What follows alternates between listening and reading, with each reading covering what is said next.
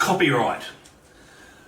First and most important thing is, from our perspective, your copyright with your images is sacrosanct to us.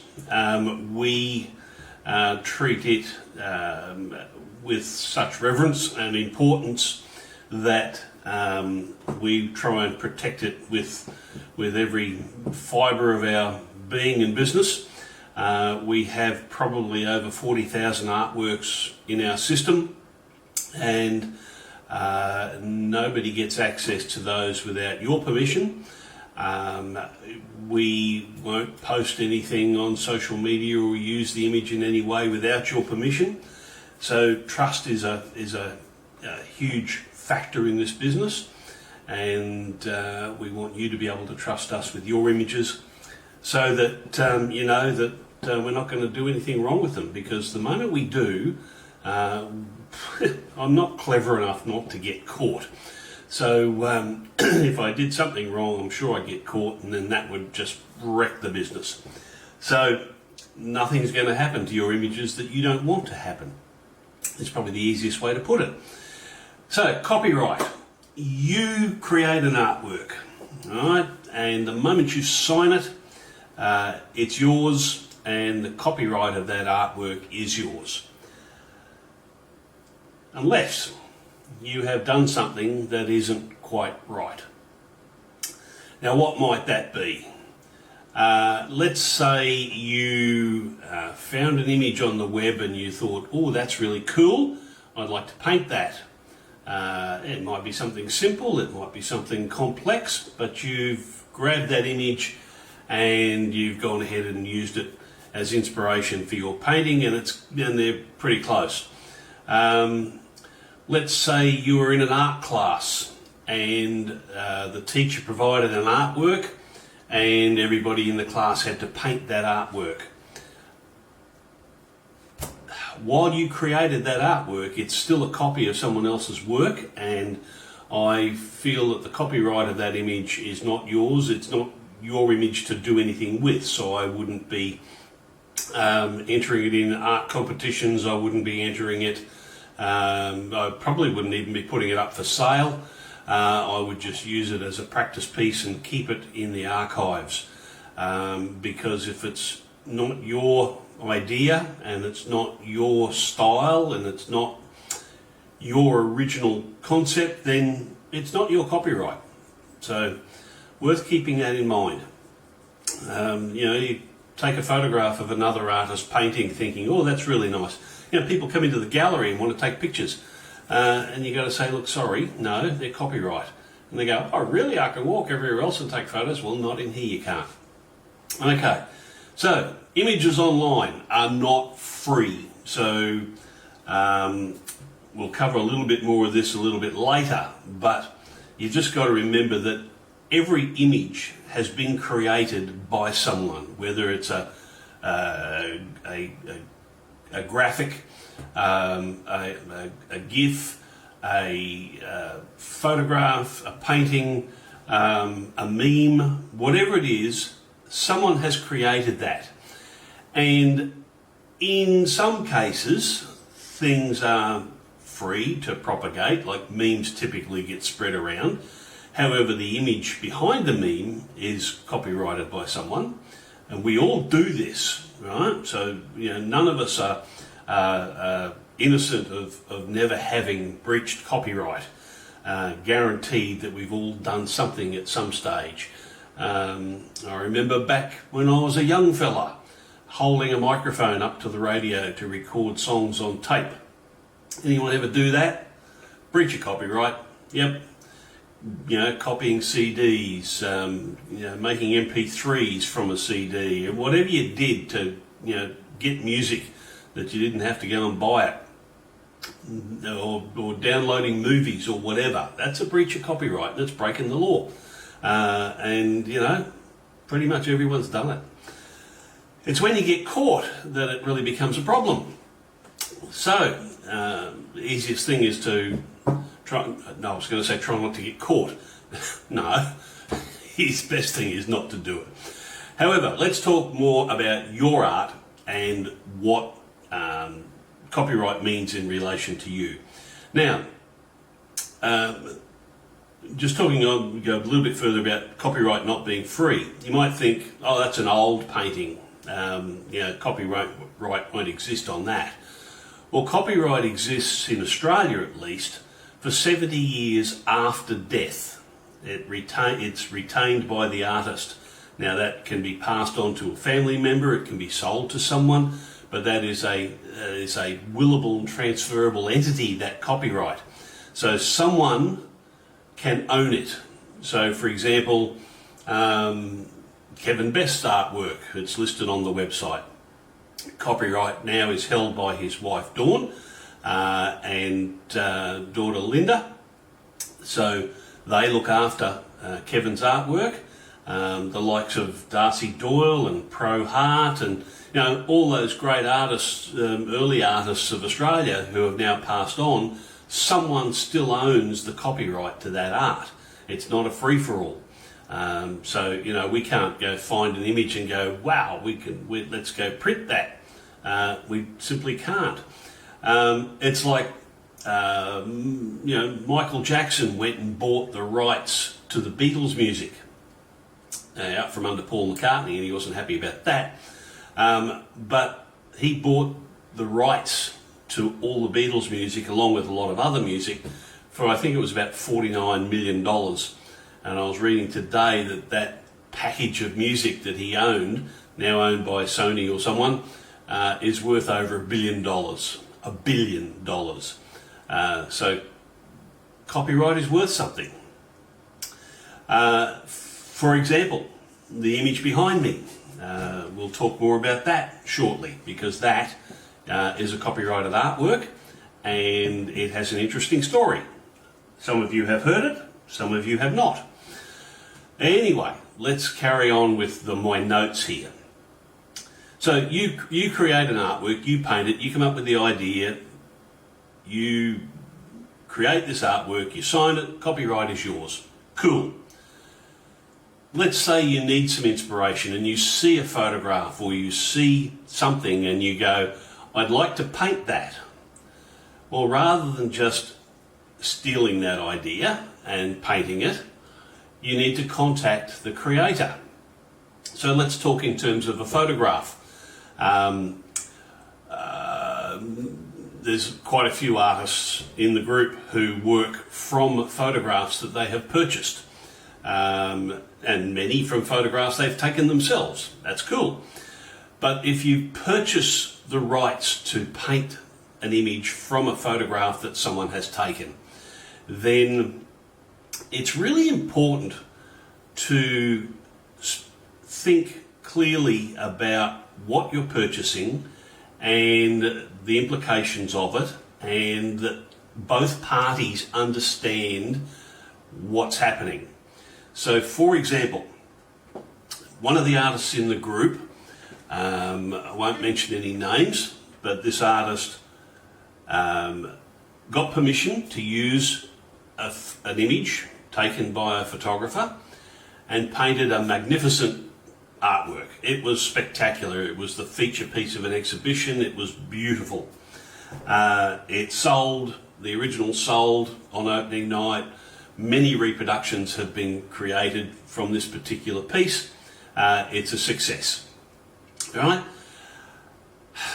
Then a couple of months later, 6 months roughly, I guess, I'm sort of guessing here, another artist, another client of mine. So both of these artists are clients. One is in the TCAS group, one is not.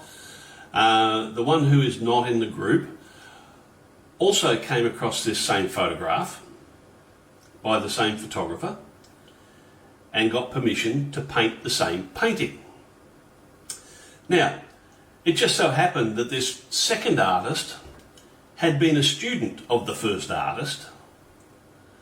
So that's where it gets really interesting, when the second artist, the student, created this artwork, similar but nowhere near the same standard as the first artist, and promoted the heck out of it on social media and mainstream media.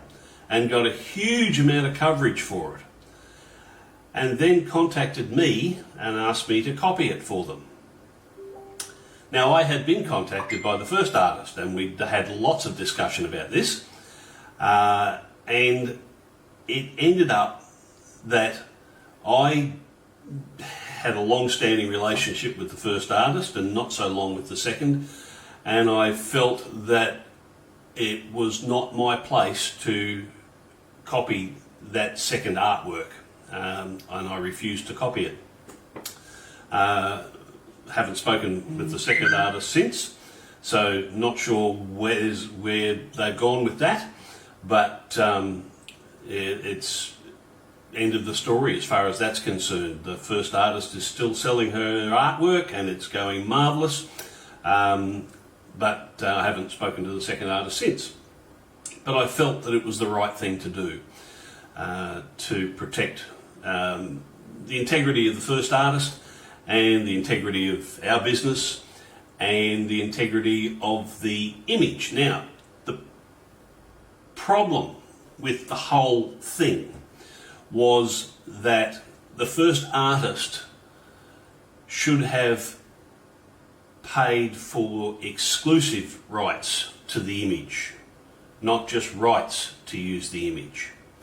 And they've now learned from that and won't have that happen again, provided that whoever they purchase images from is responsible enough to honour that.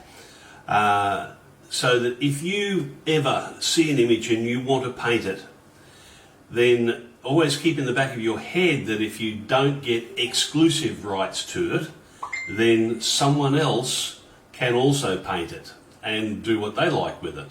And if you're in the business of trying to sell reproductions of it, then you need to make the seller of the image aware that that's what your intent is, because that may affect the price. It may not. They may be quite happy to get a couple of $100 for you to use the image and then do what you like with it. Some people are cool with that. Some people will expect more. It's up to you to decide if it's worth more for you to paint it and reproduce it. So, look for exclusive rights if you're ever going to use an image that you feel is going to earn you a good income. Okay, what have I got down here? Now, commissions. Let's talk about commissions for a second. Let me just have a bit of a look here because there's been a lot of activity in the list. Unsplash is a great free site for copyright-free images. Yep. Trisha paid a lawyer to update her will and legally pass on her copyright. Awesome news. That is fantastic. Okay, that is all the things that we need to sort of make note of. That's cool. Now, commissions. When someone commissions you to do a painting, you are still the creator of that artwork and you own the copyright. You can copy it and reproduce it and sell reproductions of it and put it on wine bottles and pillowcases, whatever you want with it, if you want to. It's your right.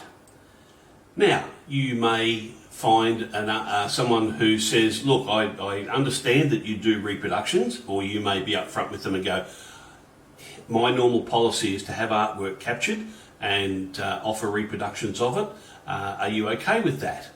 If they aren't, and they want exclusivity, then I recommend you charge them more. So you have two price lists. One for those who are happy for you to reproduce the art and do what you like with it and earn extra income as you normally do from art. And a higher price for those that say, no, I want that all for myself. Nobody else can have it, so they're going to pay for that privilege. Does that make sense? Okay. All right. Now, who has heard of the saying that if you change an image by 30% or 50% or 90%, then it's no longer the original creator's image, it's yours? the only way you can change an image and make it yours is to change it 100% and have nothing left of the original artwork. All right? If someone can recognise something in your artwork that is particular to their artwork, it's a breach of copyright. Remember Men at Work with their song Down Under, and there was a little bit of tune in there that they got sued for, coming out of Kookaburra Under the Old Gum Tree, or one of those, can't remember exactly, but an old song, Kookaburra Sits in the Old Gum Tree, and they settled for quite a substantial sum of money based on the fact that the original writer of the Kookaburra song recognised the string of notes, the tune used in Down Under, and said, hey, that's mine. And she won. So there you go. So always, little bits can cause issues. There's been plenty of songwriters have been taken to task on using bits of music and getting stung for it. So keep that in mind. Borrowing blog posts. So one of the things the thing that basically brought up tonight's topic was an email I got yesterday from one of the other fellas in the group here, John Jackson. John got an email from a crowd called Copytrack, based in Germany. And they sent him a lovely email, lovely long legal email, stating that he had used images without permission, and he had to pay something like €450 for the current use and nearly €500 for past usage. Basically, grudge money for the use of the images that he didn't have permission to use. Now, John got a bit upset about this because he didn't even realise that this particular blog post was on his website. Somehow it managed to get there. He really isn't sure. He had someone manage his site for him. The blog post in question was one of ours off Buy Art Now. Now, we didn't get an email. The reason we didn't get an email is we used stock images that we paid to use. Right? And we can still get an email from this crowd because they're like that. They send out emails to lots of people hoping to get paid. And I'll come back to that a bit more. But if you can prove that you have paid for a license to use that image by purchasing it from a stock library like Shutterstock or Adobe Stock, or what was that one Dee mentioned earlier? Where was that? Unsplash. If you can prove that you have a copyright-free image or an image that you have paid permission to use, then you're home and clear, no problem. However, if you say go to someone's website and think that's a cool blog, I'll post that on my website, and you copy the images across, not only have you copied the words, which is also a breach of copyright, but you've copied the images across as well, which is a breach of copyright, because you haven't paid to use them. So, for example, I'm happy for you, it's nice if you ask, but I'm telling you now that I'm happy for you to use the words of our blog posts on Buy Art Now, which talk about how to decorate your home and how to hang art and that sort of thing. If you want to use some of the words in those posts, go right ahead.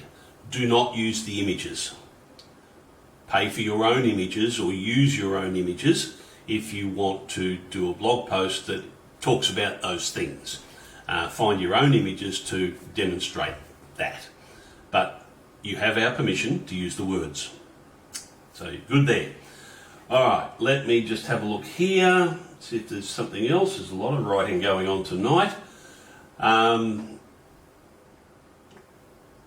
Law states that if it is the same in any recognisable aspect, then that infringes copyright. Exactly, Dee. Yep. We had Tricia saying we had a member enter a copy of a photographer's work in a PSA competition without our knowing that this was a copy, and against the conditions where we asked for a signature that was for any work entered was original. The photographer found out and was going to sue the gallery owner who would have been responsible for the infringement. We met with the photographer and smoothed the ruffled feathers, removed the work from the exhibition and the member from the association. Yep, and thank heavens the photographer understood our predicament and was happy with our agreed solution. Awesome. There was a photographer in the Australian Institute of Professional Photography back in 2019, 20, something like that, around the beginning of COVID time, who was found to be winning art competitions photography competitions all over the world, and then got sprung for breaching copyright and copying other photographers' works, and was reportedly required to hand back over $200,000 worth of prize money and prizes. And then she was booted out of the association, she was booted out of the New Zealand Association, the American Association and the British Association. So, you know, pretty well thrown in the mud and get out of Dodge. We don't want you anymore. So that's the kind of thing that can happen if you do the wrong thing. All right, so Copytrack, let's come back to them. Copytrack are a crowd, a legal type crowd, who have an automated system that plows the internet for images. It's legitimate in that if you are someone who creates images, like you are, you could go to Copytrack and say, here are my images, please find people on the internet who are using them illegally. And then Copytrack will trawl the internet for those images, and they will find anybody who's using them, and they will send them a lovely bill, and somebody will pay. It's kind of a bit of an unenforceable scam, because most people don't pay, and they can't come and get you. But it's like any scam. If 1% of people pay the money, whoever's running the scam is going to make a fair bit of money, because they're sending out thousands upon thousands upon thousands of these letters to people. And for example, if we got one, I would have to prove, if I was prepared to, or if I decided that I had to prove to them that I was being legitimate, I would have to go back to my Shutterstock account or Adobe Stock account or wherever it was, and prove that I had purchased the license for those images, because they just assume you're guilty until you can prove you're innocent. Right? And poor John wasn't real happy when he got this, and when he rang me or sent me an email about it, I said, mate, a quick look, looks legit, however, look some more. And he made a few calls to a few people and did some research, and I had clients all morning, and by the time I got back to it, he'd called me back and said, I found this, this and this. So I looked up all that, and I checked a few other things, and we said, right, this is all a bit of a con, so just ignore it, go away. Tell them to don't even respond, just ignore it. So this artwork behind me is on a green screen, but that's a painting that is actually hanging on the wall in front of me here, which is 3 foot high and 4 foot wide. And it was a painting that was commissioned by my grandfather back in '91 by the artist Harold Lane, who has now passed on. Now, my grandfather was a wily old sod, and when he commissioned this painting, he also negotiated to purchase the copyright.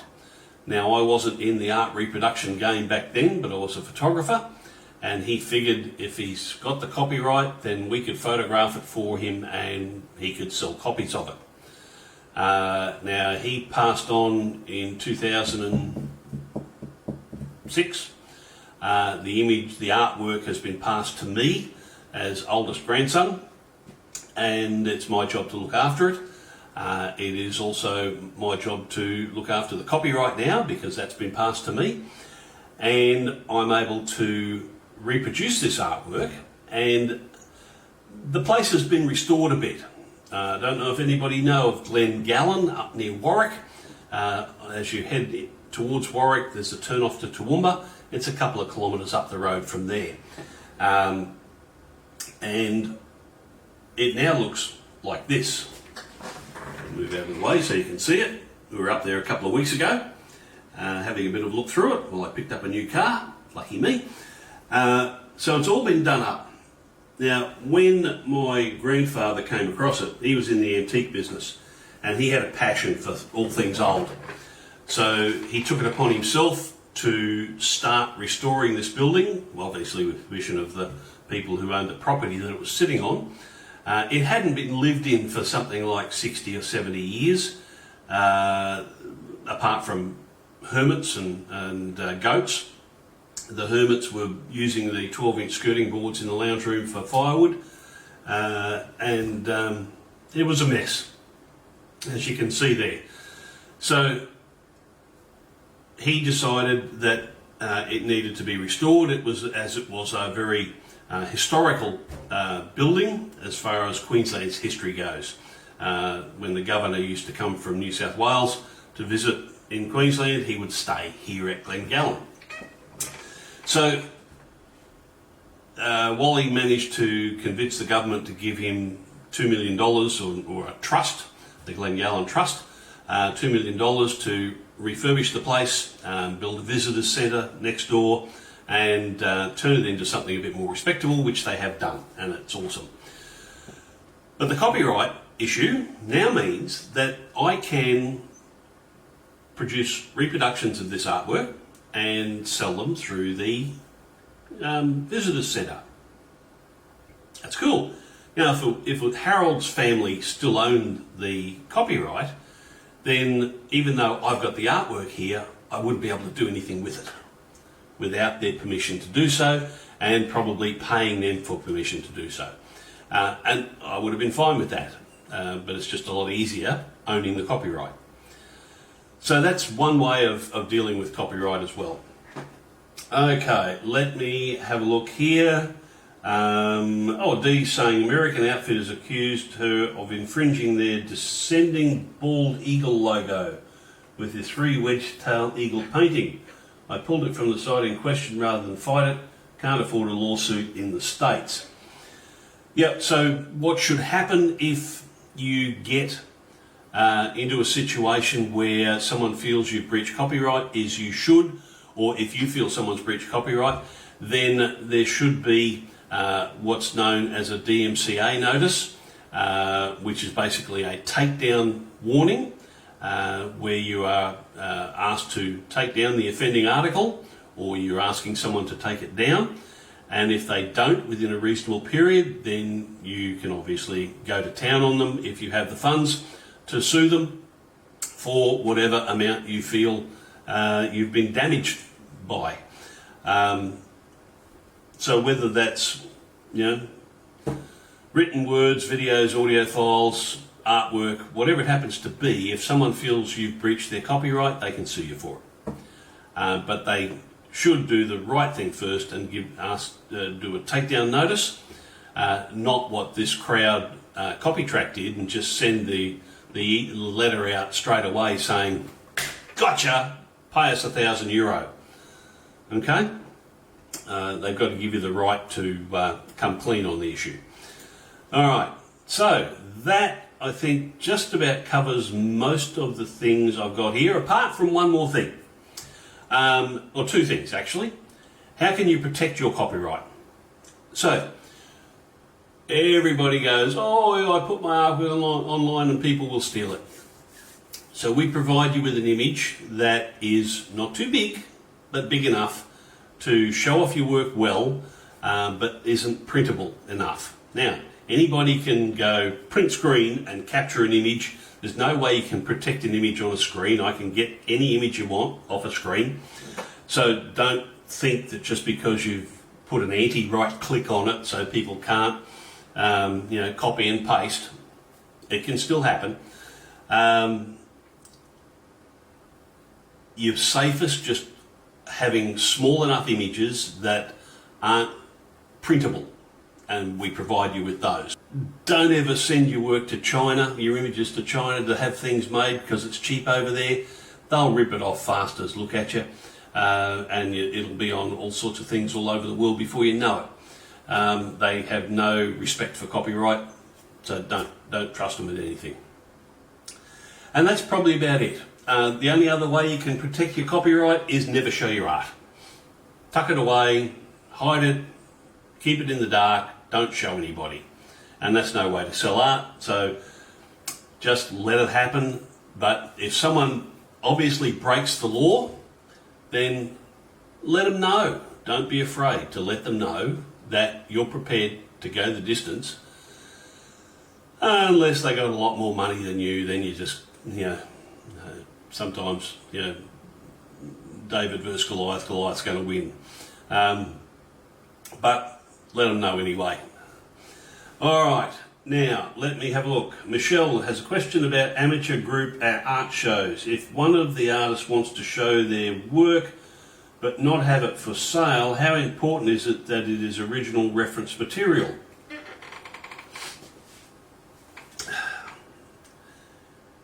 If it's not for sale, I think you're not profiting from the work, and it's a demonstration piece. Just like going to an art class and copying the art teacher's painting to create your own version of it. It's a demonstration piece that you shouldn't be selling. It's a practice piece. If you do say, okay, look, there's an image online, I just want to see if I can paint like that, then sure, you've all done that. You've all created images that look like someone else's because you want to attempt that style. That's fine, just don't sell it. Don't profit from it. If you don't profit from it, they can't accuse you of making money. But yeah, it's probably safer in the long run. Little art shows maybe aren't such a problem, but you never know who's watching. You never know who's going to see it. You never know who's going to have the guts to go after you. Just don't. It's probably the easiest thing. Safer just not to show it if it's any possibility of offending someone from a copyright perspective. Right? Okay. Yep, as Dee says, copyright only applies once money's involved, so it should be fine as long as that competition doesn't have a rule against it. Let's go back to Trisha's, the Pastel Society, where they did have rules against it, and the artist breached those rules. Right? The photographer got pissed off about it, and she got kicked out, or he got kicked out. I can't remember whether it was a he or she. But that artist got kicked out because of it. So, just work on the theory that if it's an original for you, you've created it from your own head or your own reference images, then it's all good. But the moment you look at someone else's artwork and go, I like that bit, I'm going to put that bit in there, you're done. You've breached copyright. Michelle's saying, curating a show later this year for about 50 amateur artists, rather like herding cats to organise that many right-brained people.